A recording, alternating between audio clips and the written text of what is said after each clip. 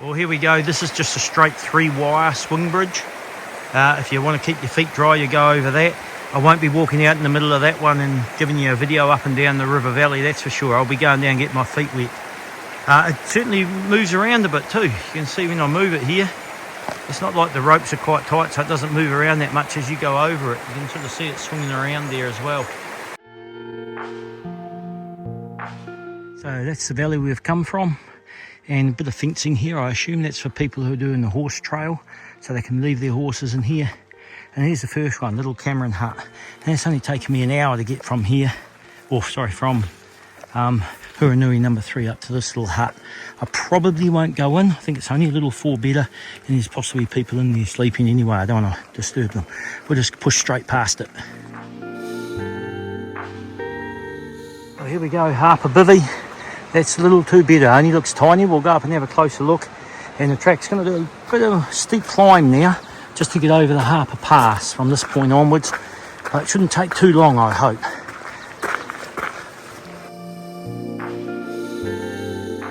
Even though I hit my head on the door going in, you'd almost hit your head on that top bunk.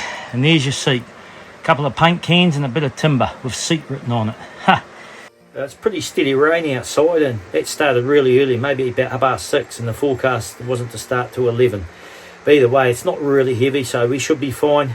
And this little bivvy, the last time I was in anything like this was Drake-a-Phillum little hut or bivvy, and that was in Te Araroa Ranges. But it's a real cute little one. In terms of tenting, because there's only 2 beds here, 3 people stayed here last night, so somebody would have been on the floor. At a push, you could probably put 2 on the floor in here. Packs might have to go outside if you did that. But yeah, tenting here, I don't think you'd have much luck doing a decent pitch up here, even if you had freestanding. Cameron hut, the other one we came past this morning, I didn't go in because there were people in there still sleeping.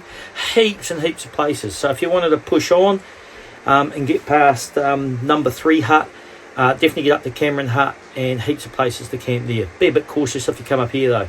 But anyway, let's push on. Let's get over from the east side to the west side of Harper Pass. A little bit of climbing, and we'll see what it's like. So we're going to go just over the 1,000 metre mark. I'm not exactly sure how high we go, but I'll work it out when we get there. See ya.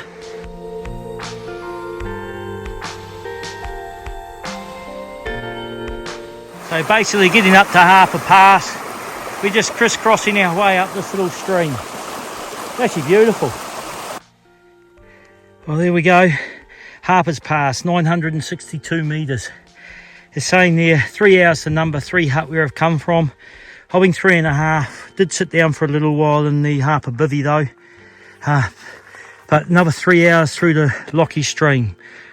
So compared to the TA notes, it actually puts me slightly ahead. They're giving longer times than the dock times. So not much of a view obviously up at the pass today because all this drizzly overcast rain. But all the same, still nice to do it, and mainly downhill now. So let's get on to Lockie Stream Hut and we'll see what it's like when we get there and have a break for lunch. These trees here, I really like these. And I just put it out to the viewers there because I'm not really into my plants. Here's another one in flower here. I'm wondering if these are the Drake-a-Phillum trees. So yeah, drop in the comments and let me know, that'd be good.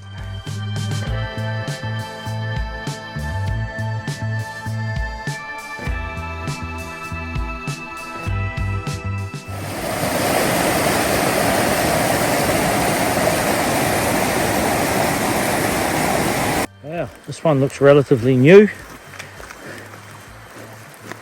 So we'll get up on this one.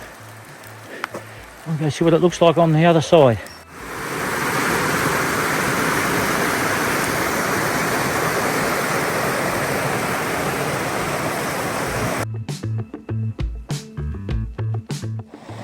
Man, it's been a massive slip here.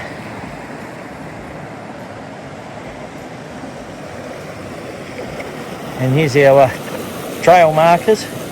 There's a few over the other side. Now if I zoom in down here, you just see the orange marker there in the middle of my screen. That's where we exit this little riverbed. Well, this looks promising. Well, here we are, Lockie Stream Hut. Certainly a big cantilever on that firewood store. You can look down here and we can see the stream. And toilet over here. Just leave my poles down here and we'll have a quick look inside this hut. Oh, what a nice hut. Nothing like an open fire. And it looks like bunk rooms on both sides. Triple bunks again. So there's 9 in there, and this is an 18 bed hut. So there you go. Communal space in the middle. And another sleeping area over here. And there's a little bit of history here. I'll take a photo of that and I'll put it in the thing in case people want to read it. I won't be staying here long. Always with that wet weather, you get a bit damp and that, and you just get cold when you stop. I'm not too bad, but I just like to push on and get through to that Kiwi hut. That was my ultimate destination today. And I'll double check the notes, but I think that's another 3.5 hours. But we're ahead of time. I wasn't really meant to get here till 1, it was about 11:30. So we'll push on. See ya. Well, there we go, Kiwi hut.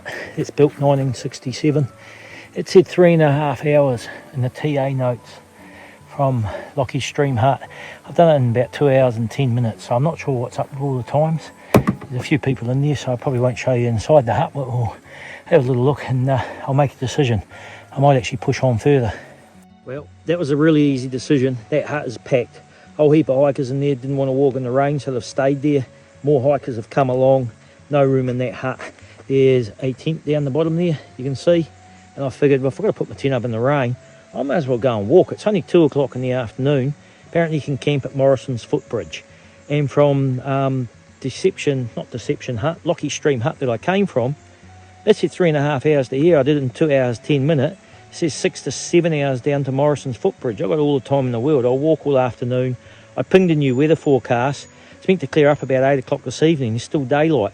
So I'll try and walk till then, and I'll put my tent up when it stops raining and gain some more ground. So off we go again. We'll get down to Morrison's Footbridge. See ya. So this is just typical of my day. I've just been zigzagging my way down multiple crossings of this river. I've lost count how many times I've gone across it. And it just, I don't know, the sky just seems to be lightening up a little bit. Start to see that cloud just starting to clear up in here a little bit. So it's meant to be clearing later on this evening. So, anyway, we'll keep plodding down here. And that's why there's not a lot of footage, because it's more of the same. We'll see you soon. Okay, so this river is actually a tributary to the one that we've been walking down, but has a much bigger catchment area. And that's flowing quick. And you can see the marker pole on the other side there. That's where I've got to go. And just look how quickly that's flowing. I did go in just a little bit to see how deep it was, and as soon as it got above my knees with that flow, it was just too much.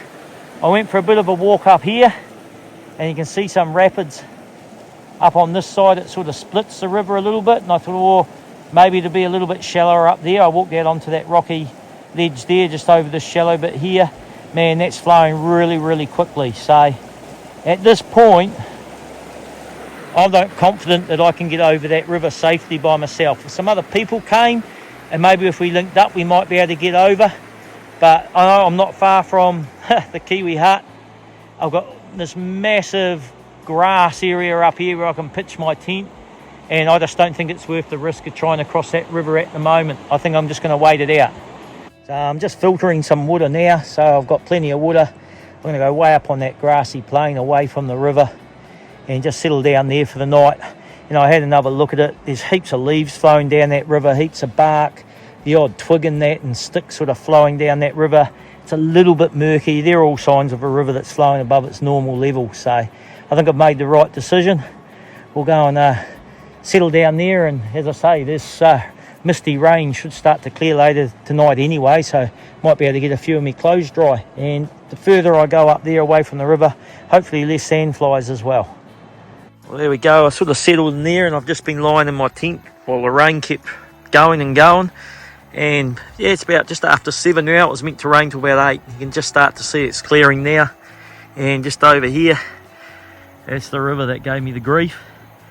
So we'll check that out in the morning and see if it's safe to get across. So basically I'm just going to bed down now and get up early. And if I'm not comfortable doing it on my own, I'll just wait by that river, because there's going to be plenty of other people coming across as well, and maybe they'll let me do it with them as a group or something. Anyway, we'll see you again tomorrow. Bye. You can see the sandflies here. Bit hard to get the camera to focus on some of them so you can see how many there actually are, but People say this is one of the worst spots.